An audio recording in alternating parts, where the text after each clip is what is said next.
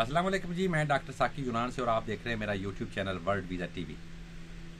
آج بات ہوگی ویزا ریجیکشن کے حوالے سے، جو یونان کے ویزے ریجیکٹ ہو رہے ہیں اس حوالے سے۔ اس کی 2-3 وجوہات ہیں جو ویزے ریجیکٹ ہو رہے ہیں۔ پہلی وجہ تو یہ ہے کہ ہمارے جو لوگ آئے وہ مالکان بھی ان کے قصوروار تھے، کیونکہ انہوں نے ان کے ٹیکس پے نہیں کیے زیادہ لوگوں کے، اور کچھ لوگ ہمارے آ کے اٹلی فرانس وغیرہ چلے گئے۔ جس طرح پچھلے سال رومانیہ میں ہوا تھا، انہوں نے ریشو نکالی تو پاکستانی 100% اٹلی چلے گئے تھے، رومانیہ نہیں رکے تھے، اور انہوں نے پھر پاکستانیوں کے ویزے بین کر دیے تھے رومانیہ نے۔ اسی طرح بنگالیوں کی جب ریشو نکالی تو وہ 85% چلے گئے تھے، اور نیپال والے وہاں پہ رکے ہوئے تھے، وہ اب نیپال والوں کو ویزے دے رہے ہیں۔ اسی طرح کا کوئی حساب کتاب یہاں پہ بھی ہے۔ تو یونان والوں نے ایک تو ریشو نکالی ہے، ہمارے لوگ جہاں پہ کم رکے، کم ٹیکس پے ہوا ان لوگوں کا جو یہاں پہ ویزا لے کے آئے۔ کچھ لوگوں کے ٹیکس پے ہوئے، کچھ کے نہیں ہوئے، کچھ چلے گئے، کچھ رک گئے، مالکان کے پاس نہیں، کہیں اور پہ کام کرنے لگ گئے۔ دوسری اس کی ایک تو وجہ یہ ہے جو ٹیکس پے نہیں ہوا۔ دوسری وجہ جو ہے وہ یہ ہے کہ ہمارے جو یہاں پہ اکابرین ہیں، وہاں پہ انہوں نے بڑا شور ڈالا، جی جینٹی ہو رہی ہے، رشوتیں چل رہی ہیں، 2 نمبریاں ہو رہی ہیں۔ میں نے سوشل میڈیا پہ آواز بھی اٹھائی تھی، اور میرے ساتھ بہت سے دوستوں نے تعاون بھی کیا۔ اس کی وجہ یہ تھی کہ اگر رشوت چلے تو سب کے ویزے لگیں، پھر کوئی ویزا رہنا نہیں چاہیے تھا۔ تو رشوت نہیں چل رہی، اس لیے ویزے سب ریجیکٹ ہو رہے ہیں۔ اگر رشوت چلے تو رشوت دینی ہمارے پاکستانیوں کو سب سے زیادہ آتی ہے، پھر وہ اندر تک پیسے پہنچا سکتے ہیں، بے شک ڈبل پیسے دینے پڑ جائیں۔ رشوت نہیں چل رہی، باہر لوگ کہہ رہے ہیں کہ ہمارا اس کا ہاتھ ہے، وہ اتنے پیسے لے گا، یہ ہوگا وہ ہوگا، لیکن رشوت نہیں چل رہی۔ ہمارے یہاں پہ یونان میں جو کمیونٹی ہے، وہاں کے جو اکابرین ہیں، جو صدر بنے ہوئے ہیں، یا جو ہمارے یہاں پہ کمیونٹی کے جو کرتا دھرتا ہیں، انہوں نے یہی شور ڈالا، اور کچھ مطلب نے یہ کہا کہ ہم نے اکابرین یہاں کے جو اعلیٰ حکام ہیں ان تک اطلاع پہنچائی کہ ہمارے لوگ وہاں پہ 30 لاکھ روپیہ دے کے آ رہے ہیں اور پیسے چل رہے۔ یہ وجہ بنی ہمارے یہ اکابرین، دوسری وجہ یہ بنی۔ اور تیسری جو وجہ ہے وہ یہ کہ ہمارے لوگوں کے کچھ انٹرویوز وغیرہ بھی اتنے اچھے نہیں تھے۔ خیر اتنی بڑی مضبوط وجہ نہیں، کیونکہ انٹرویو ہر بندہ تیاری کر کے جاتا ہے، 100% ریجیکٹ نہیں ہونے چاہیے تھے، پہلے لگتے رہے ہیں، پہلے بھی تو 95% لوگوں کے ویزے لگتے تھے، کوئی ایک دکا ریجیکٹ ہو رہا تھا۔ لیکن مسئلہ یہ ہے کہ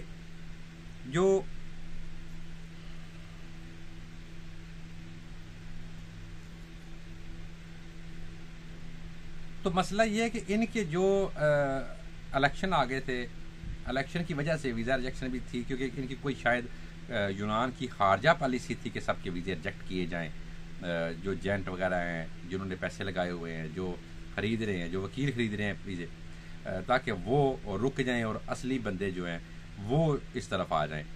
یہ ایک وجہ یہ بھی تھی، مطلب کہ آپ کے جو ویزے ریجیکٹ ہوئے اس میں حکومت کی کوئی خارجہ پالیسی تھی، کوئی حکومتی پلان تھا یونان کا، اس وجہ سے ریجیکٹ ہو رہے تھے، کیونکہ وہ ان کے پاس کوئی خاص وجہ نہیں ہوتی تھی، وہ 5 نمبر پہ ٹک لگا کے ریجیکٹ کرتے جا رہے تھے سب کے، کہ یہ بندہ انٹرویو کلیئر نہیں کر سکا۔ حالانکہ اسی طرح سارے پہلے بھی نظام چلتا رہا ہے، پہلے لوگوں کے ویزے لگتے رہے، پھر رک گئے۔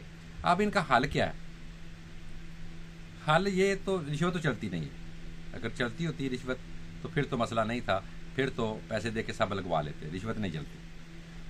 اب مجھے کیونکہ میرا سوشل میڈیا اب سیل اب کافی زیادہ ہے، اس لیے مجھ سے کچھ لوگ یوٹیوب کے حوالے سے پتہ کرتے ہیں، کچھ لوگ ٹک ٹاک کے حوالے سے پوچھتے رہتے ہیں، فیس بک کے حوالے سے بھی پوچھتے رہتے ہیں کہ کہاں کیا کرنا ہے، اور اسی طرح جو پوچھتے ہیں وہ بتاتے بھی رہتے ہیں کہ یہ کیا پروسیس کیا، اس لیے میرے پاس معلومات باقی دوستوں کی نسبت زیادہ ہوتی ہیں۔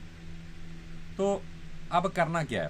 مجھے پہلے لوگوں نے کہا کہ کیا کریں، کیسے کریں، میں نے بولا رک جائیں۔ سنا ہے کہ عملہ تبدیل ہو رہا ہے یونان امبیسی کا، جنہوں نے پوچھا ان کو روک دیا۔ پتہ چلا کہ 15 تاریخ کو میرے پاس کوئی ٹھوس ذرائع تو نہیں تھے، لیکن پتہ چلا کہ 15 تاریخ کو عملہ چینج ہو رہا ہے یونانی سفارت خانے کا، جو اسلام آباد نیا چلا جائے گا، پرانا واپس رہے گا۔ ایسا کچھ بھی نہ ہوا۔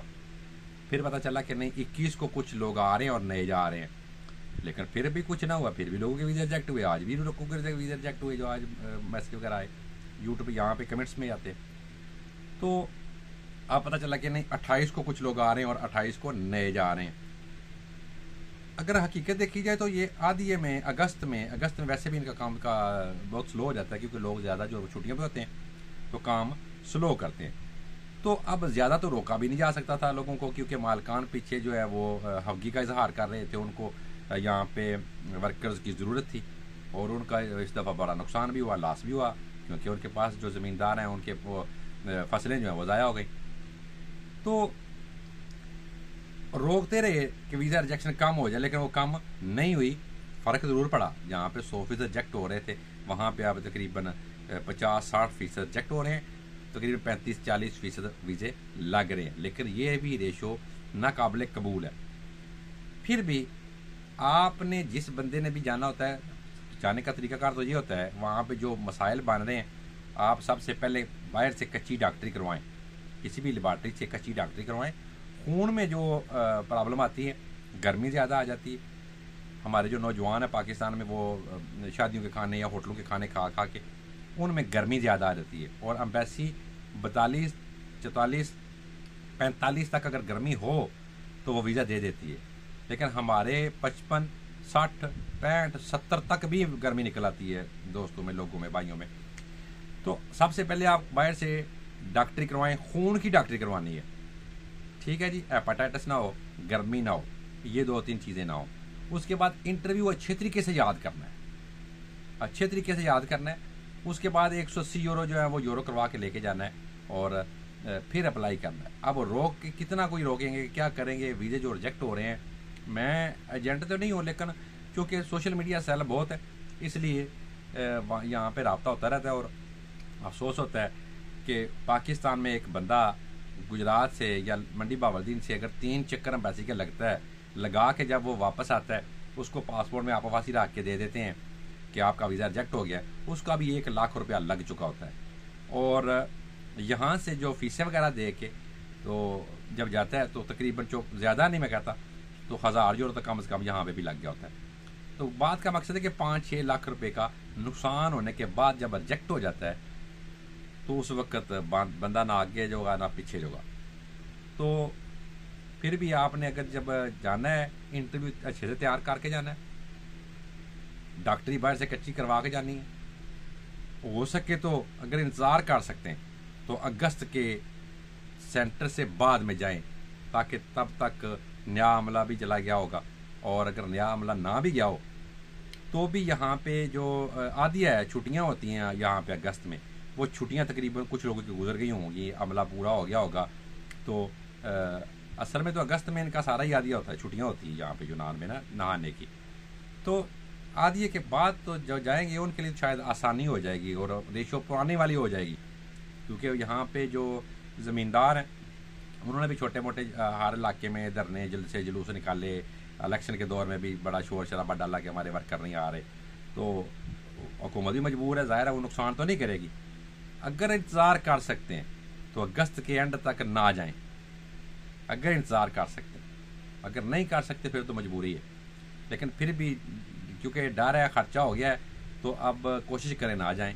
कच्ची डॉक्टरी बाहर से करवाएं, खून की, हेपेटाइटिस ना हो, गर्मी ना हो, और इंटरव्यू अच्छे तरीके से याद करें।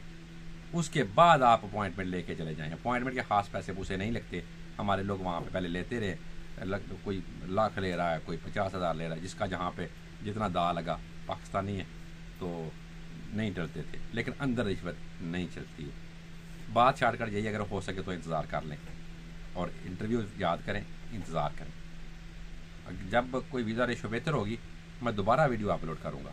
इजाज़त दीजिए, अल्लाह हाफिज़।